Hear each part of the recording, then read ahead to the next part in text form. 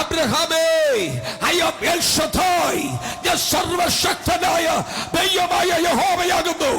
അവൻ നീ എന്റെ മുമ്പാകെ നടന്ന് നിഷ്കളങ്കനായിരിക്കും.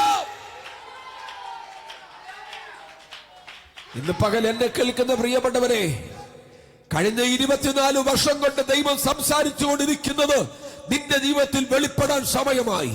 കഴിഞ്ഞ 10 വർഷക്കാലമായി നിന്നോട് സംസാരിച്ചുകൊണ്ടിരിക്കുന്നത് വെളിപ്പെടാൻ സമയമായി. അനേക പതിറ്റാണ്ടുകളായി നിന്നെ കുറിച്ചുള്ള ദൈവിക പദ്ധതികൾ വെളിപ്പെടാൻ സമയമായി.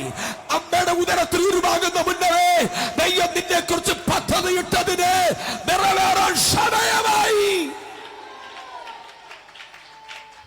ദൂതിതാണ് നിഷ്കളങ്കനായിരിക്കാന്ന് പറഞ്ഞപ്പോൾ അബ്രഹാമിന്റെ ആരാധിക്കുന്ന സകലത്തിനും കൃത്യമായ ദശാംശം കൊടുക്കുന്ന സ്വഭാവവും കഴിഞ്ഞിട്ട് അടുത്ത സ്വഭാവം, അബ്രഹാം ദൈവത്തിന്റെ മുമ്പാകെ സാഷ്ടാംഗം വീണു.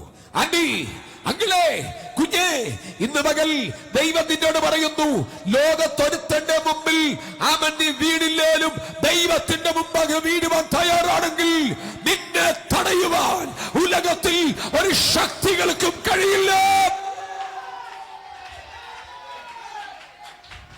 പറഞ്ഞു നിർത്തട്ടെ.